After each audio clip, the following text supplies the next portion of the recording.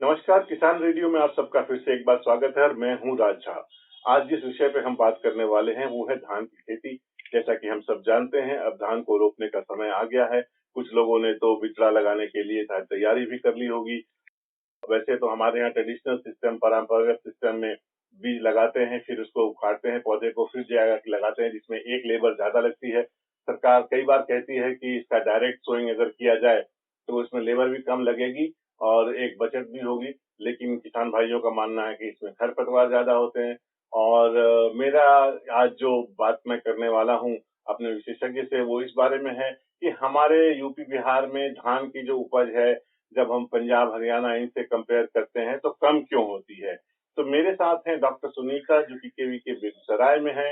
ये लोग ऐसे ही एक्सटेंशन पे बहुत सारे काम करते हैं। गुड मॉर्निंग मैडम, स्वागत है आपका। और अपने कुछ कार्यक्रम के बारे में हमें बताएं, आप लोग केवीके में क्या सब करते हैं। बहुत बहुत धन्यवाद सर। मुख्य रूप से देखिए, हमारे कृषि विज्ञान केंद्र तो पूरे भारत में इनका इस्टेब्लिशमेंट किया गया है और प्रत्येक जिला में एक कृषि विज्ञान केंद्र होता है। कृषि विज्ञान केंद्र का मुख्य उद्देश्य है कि अपने किसान हैं उनको प्रशिक्षण कार्यक्रम उनके लिए आयोजित करवाना और साथ ही साथ विश्वविद्यालय या अन्य हमारे जो भी संस्थान हैं उनके माध्यम से जो इनमें प्रभेद आते हैं और नई नई टेक्नोलॉजी आती है, वो अपने किसानों के यहाँ उसका डिमॉन्स्ट्रेशन करना, ताकि नवीनतम तकनीकी के साथ हमारे किसान अच्छी खेती कर सकें। धन्यवाद मैडम। मेरा सवाल था आज के लिए कि हमारे यहाँ जो धान की खेती होती है उसकी जो कुल उपज होती है वो थोड़ी कम सी लगती है जब हम बाकी देश राज्यों में देखते हैं। ऐसा आपको भी लगता है या इस तरफ मेरा ही मानना है?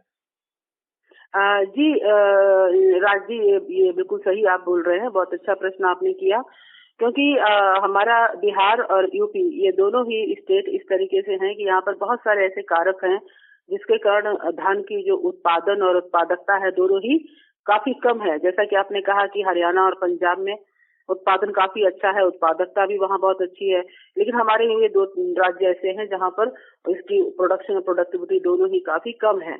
तो इसके बहुत सारे कारण हैं जिसके विषय में हम लोग बात कर सकते हैं। तो क्या कारण होंगे ऐसे? क्योंकि मेरा ये मानना है कि हमारी जो जमीन है, जो हर साल बाढ़ के साथ थोड़ा बहुत उर्वरा शक्ति लेके ही आती है, और गैंजेटिक प्लेन की जो सॉइल है, जो हमने स्कूलों में पढ़ा, ये बहुत ही ताकतवर होती है, तब फिर क्या कारण?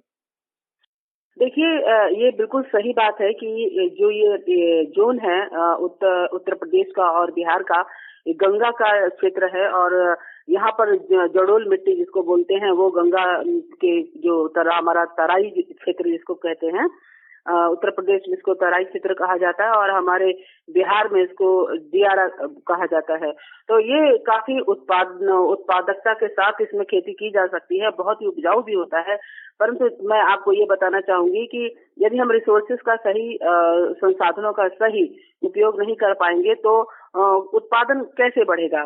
जैसे कि हमारे बिहार में ये मुख्य रूप से दो कारक ऐसे हैं जिससे कि हम कह सकते हैं कि हमारा जो प्रोडक्शन है धान का वो काफी कम होता है।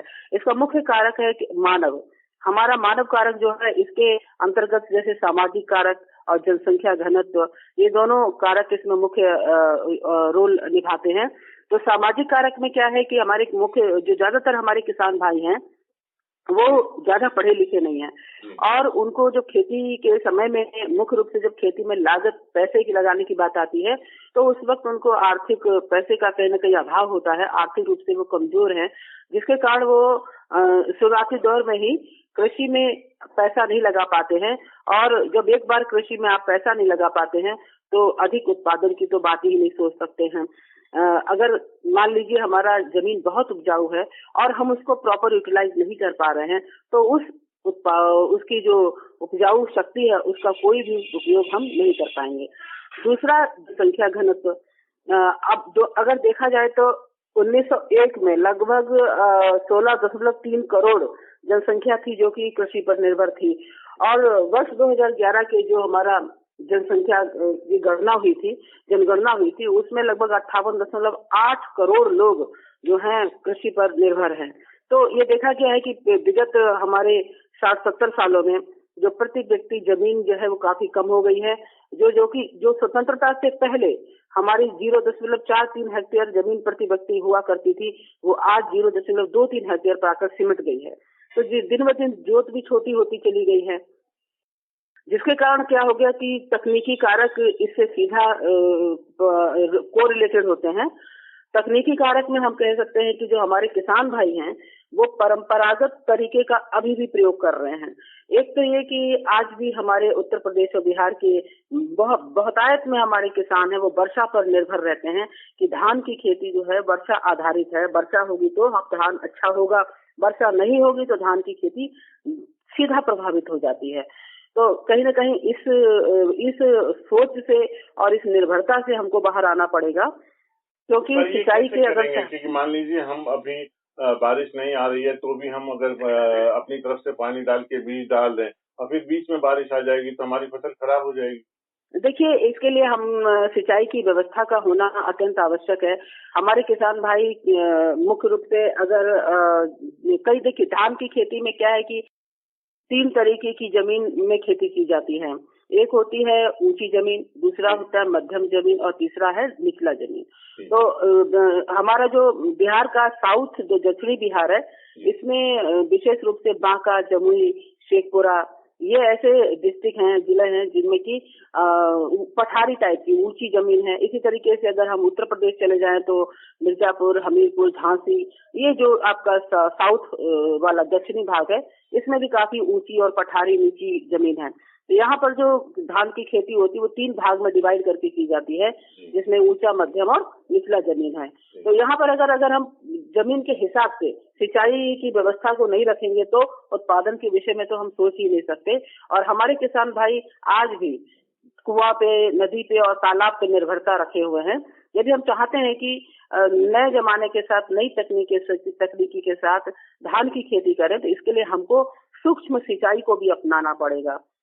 जैसे कि अभी वर्तमान में स्प्रिंकलर जो है इरिगेशन और रेन गन होता है, इसके माध्यम से आप क्या कर सकते हैं कि दिन ब दिन आप देख रहे हैं कि जो सिंचाई के लिए जल नीचे की जो पानी की लेयर है, सतह है, वो दिन ब दिन नीचे चल जा रही है, जिससे कि हम बोरिंग जब करते हैं तो जो पानी हमको पहले 50 फीट पे उपलब्ध होता था, आज वो 150 से 200 फीट पर उपलब्ध हो रहा है। तो बोरिंग कराने से लागत भी ज्यादा बढ़ रही है। तो जैसे जैसे हम पानी का दोहन करेंगे तो उसकी लेयर निचली सतह पर चलती चली जाएगी और पानी की उपलब्धता कम होगी और खर्च बढ़ जाएगा। तो हम ऐसी परिस्थिति में अपने किसान भाइयों को ये सलाह देना चाहिए कि हमारे किसान भाई सूक्ष्म सिंचाई प्रणाली को अपनाएं। स्प्रिंकलर इरिगेशन से जो लगभग है 60 से 70% पानी की बचत हो जाती है।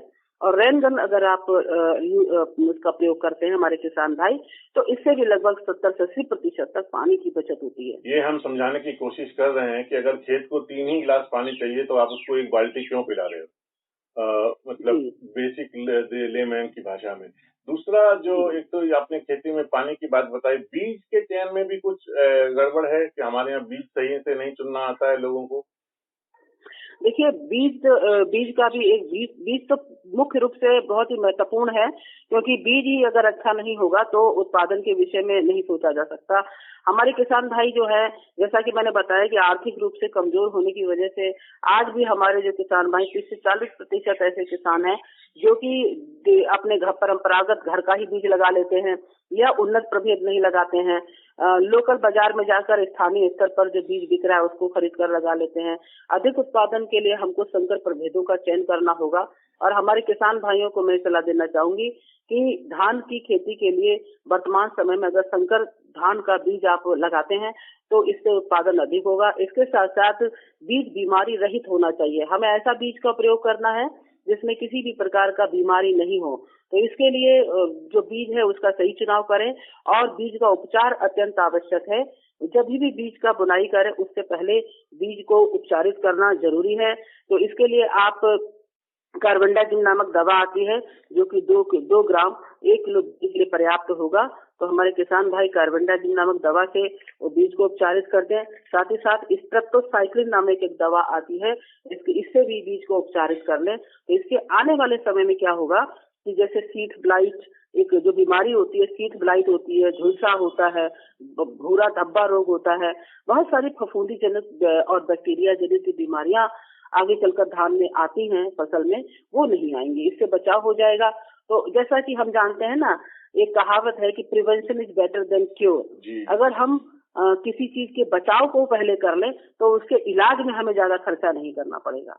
मैंने ये भी देखा है कि हमारे हरियाणा पंजाब में वो लोग खरपतवार नाशक या जो कीटनाशक के इस्तेमाल करते हैं, कम से कम मात्रा में लेबल पढ़ के, मतलब जो डॉक्टर या आप लोगों की जो उस पे लिखी हुई होती है कि कितना डालना है, वो लोग करते हैं और उससे काफी उनको फायदा होता है। जबकि हम लोग के यहाँ पे देखा है हमने, किसी भी तरह का कीटनाशक या वीडीसाइड खरपतवार नाशक का इस्तेमाल नहीं होता है, थोड़ा बहुत हाथ से ही गुड़ाई कर लेते हैं। इससे भी करीब करीब 20 से 30% क्रॉप का लॉस बताया जाता है। आपकी क्या राय है? जी, ये बिल्कुल सही कहा आपने। देखिए, हरियाणा और पंजाब में जो खेत की जो जोत है वो काफी बड़ी है। मतलब अगर देखा जाए तो प्रति व्यक्ति जो है लगभग 4 से 5 हेक्टेयर जमीन का जोत है। और हमारे अगर बिहार और उत्तर प्रदेश की बात करें तो लगभग 70% जनसंख्या ऐसी है जिसके पास जमीन की जोत जो है लेस देन 2 हेक्टेयर है, यानी कि 2 हेक्टेयर से भी कम है। तो ऐसे में जो अगर मैकेनाइजेशन की बात करें कि कृषि यंत्रों के माध्यम से हम खरपतवार नाशी का प्रयोग करेंगे तो जाहिर सी बात है कि अगर हम मैकेनाइजेशन में जाएंगे तो हमारा लागत मूल्य कम हो जाएगा। बिहार और उत्तर प्रदेश में ये देखा गया है कि जो खेत की जोत है वो काफी छोटी है और किसान भाई हमारे ज्यादा पढ़े लिखे नहीं है, वो नवीनतम तकनीकी को कम जा रहे हैं। यदि वो नवीनतम तकनीकों को अपनाते हुए खेती करें तो ज्यादा उनको फायदा होगा। जैसे कि हर्बिसाइड की आप बात कर रहे थे, खरपतवार नाशी का, तो जब खेत का जोत छोटा होता है तो किसी भी तरीके की मैकेनाइजेशन में दिक्कत आती है। और किसान भाई अगर ट्रेंड है तो वो समय समय पर जैसे कि धान की खेती में 3 तरीके से हर्बिसाइड यानी कि वीडीसाइड का प्रयोग किसान भाइयों को करना चाहिए। पहला तो ये कि बुआई से पहले, यानी कि जब आप धान लगाने जा रहे हो जिस खेत में, तो उसमें बुआई से पहले नॉन सेलेक्टिव हर्बिसाइड आता है जो पूर्ण रूप से खाली खेत में उसका प्रयोग किया जाता है और इसमें किसी भी तरीके की फसल नहीं होनी चाहिए। यदि आप एक बार में उस खरपतवार नाशी का प्रयोग करते हैं तो पूरी तरीके से जो भी वीड्स होंगी, जो भी खरपतवार होगी, चाहे वो चौड़ा पत्ता हो चाहे सकरी पत्ती हो, सारे के सारे खत्म हो जाएंगे। इस तरीके से आपका जो खेत है उस समय जितनी भी खरपतवार होगी उससे फ्री हो जाएगा। इसके बाद जो ग्लाइफोसेट नामक दवा है, ग्लाइफोसेट जो है वो 7 ml 1 लीटर पानी में घोलकर किसान भाई हमारे छिड़काव कर सकते हैं। इससे पूर्ण रूप से 7 ml 1 लीटर पानी में, ये 1 एकड़ में लगभग 100 लीटर पानी लगता है। तो इस तरीके से आप लगभग 1.5 से 2 लीटर आपको दवा प्रयोग करनी पड़ेगी एक एकड़ के लिए। इसके साथ ही साथ एक प्री इमरजेंस यानी कि खरपतवार निकलने से पहले एक वीडीसाइड का प्रयोग किया जाता है, जिसमें मुख्य रूप से हमारा बीटाक्लोर और प्रेट्राक्लोर नामक जो खरपतवार नाशी है इनका किसान भाई प्रयोग कर सकते हैं। और ये धान की जो ट्रांसप्लांटिंग होती है, जब धान हम रोपाई कर देते हैं तो खेत में हल्का नमी होना चाहिए, पानी रहना चाहिए और उस अवस्था में इस खरपतवार नाशी का प्रयोग कर दिया जाता है। इसके अलावा जो किसान भाई किसी कारण से नहीं कर पाए, रुपाई के समय अगर वो वीडीसाइड का प्रयोग नहीं कर पाते हैं तो वो रुपाई के बाद, यानी इसको कहते हैं पोस्ट इमरजेंस, इसमें मुख्य रूप से बेंटाजोन नामक एक दवा है 2,4-D है, जिसका कि 20 से 25 दिन बाद आप खेत में प्रयोग करेंगे तो किसी भी प्रकार का खरपतवार धान की फसल में नहीं होगा। इससे आप मैनुअल वीडिंग से बच जाएंगे, यानी कि जो हम मुख्य रूप से श्रमिक के द्वारा कराते हैं। मुझे ये भी जानना था कि जैसे हम लोग इस वक्त जो खेती करते हैं धान की, वो जो हम लोग सरकार को बेच देते हैं 12, 14, 16 जो भी रुपए का रेट मिलता है, अगर इसकी जगह हम कुछ और खेती, मतलब कुछ अच्छे नस्ल के धान की खेती करें जिसकी मार्केटिंग कॉस्ट अच्छी निकल पाए, क्योंकि हमारे बहुत सारे यंगस्टर्स हैं जो पढ़ाई लिखाई करने के बाद वापस खेती में आना चाहते हैं तो उनको लगता है मुनाफा नहीं है।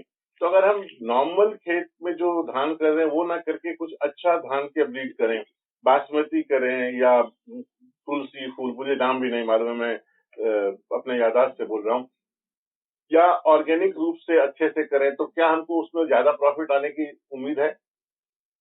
जी, ये तो बिल्कुल सही बात है। यदि हमारे किसान भाई सुगंधित धानों का उपज अगर करना प्रारंभ करते हैं तो इसका बाजार भाव आपको अच्छा मिलता है। इसमें मुख्य रूप से जैसे हम अगर eastern part of the UP, जैसे कि पूर्वी उत्तर प्रदेश की बात करें तो वहाँ पर काला नमक धान काफी मात्रा में होता है। और बिहार के संदर्भ में सुगंधा है, कतरनी है, राजेंद्र सुभाषनी है। ये बड़े अच्छे प्रभेद हैं जिनको लगाकर आप अच्छा उत्पादन प्राप्त कर सकते हैं। राजेंद्र सुभाषनी का वो जो उत्पादन है वो भी लगभग 35 से 40 कुंटल प्रति हेक्टेयर आता है। काफी अच्छी उपज भी है और ये सुगंधित धान है। और भागलपुर की जो क्षेत्र है उधर में कतरनी काफी बहुतायत में होता है और इसका भी बाजार भाव किसान को बहुत अच्छा मिलता है। तो हमारे किसान भाई इन सब अगर प्रभेदों को अपनाएंगे तो इनको अच्छा रेट मिल जाएगा और अच्छा फायदा होगा। जो हमारे यंगस्टर्स हैं जो अभी आज वापस खेती में आना चाहते हैं और अच्छा प्रॉफिट कमाना चाहते हैं, वो चाहते हैं कि नई किस्म के धान लगाएं और उनसे उनको प्रॉफिट मिले। तो इस किस्म के धान के लगाने में बीज की लागत के सिवा बाकी कॉस्ट तो लगभग बराबर ही होती होगी। जी, लागत बिल्कुल बराबर होगा। कहीं ऐसा नहीं है कि लागत बहुत ज्यादा बढ़ जाती। मैं तो यही कहूंगी कि अगर आप तकनीकी को अपनाते हुए, नवीनतम तकनीकी को अपनाते हुए, तो पौधे से पौधे का दूरी बराबर रखते हुए और हैप्पी सीडर जैसी नई मशीनों का प्रयोग करेंगे और जो नर्सरी है, पौध जो होता है उसको बेड के ऊपर पॉलीथीन शीट के ऊपर अगर तैयार करते हैं और हैप्पी सीडर से उसकी बुनाई करते हैं या पैडी ट्रांसप्लांटर से उसको लगाते हैं तो जो पौधे से पौधे और पंक्ति से पंक्ति की दूरी है वो भी मेंटेन रहेगी। इससे क्या होगा कि प्रति पौधा अधिक स्पेस मिलेगा, उसको हवा पानी ज्यादा मिलने से खाद वगैरह का अच्छा यूटिलाइजेशन होगा तो पौधे का ग्रोथ अच्छा होता है। उसमें कल्लों की संख्या ज्यादा हो जाती है। इसके साथ साथ उसमें वीडिंग, कोई भी कल्चरल ऑपरेशन करने में भी काफी आसानी हो जाती है। किसान भाई आसानी से खेत में घूमकर कीड़ा मकोड़ा और बीमारी को निरीक्षण कर सकते हैं और समय समय पर अगर कोई कीट व्याधि आ गया है तो उसके लिए कोई भी कीटनाशक का प्रयोग करें। जो भी कीड़ा लगा उसके अनुसार उसमें कीटनाशक का प्रयोग करते हैं और बीमारी के लिए फफूंदनाशक या जो फफूंदनाशक होता है उस दवा का प्रयोग करते हैं। तो इस तरीके से इन सब तकनीकों को अगर अपनाए जाए और सिंचाई के लिए वर्षा पे आधारित न रह के नवीनतम तकनीकी, जैसा कि मैंने पहले बताया कि रेन या स्प्रिंकलर का प्रयोग करेंगे और तो इससे लागत मूल्य घटेगा और उत्पादन बढ़ेगा। जी, मैंने यहाँ हरियाणा में फिर बार-बार मैं कहता हूँ कि मेरे ज्यादातर टूर यहाँ लगते हैं। मैंने देखा कि जो ये लोग बासमती करते हैं वो 26-32 रुपए किलो के हिसाब से बिक जाता है मंडी भाव में।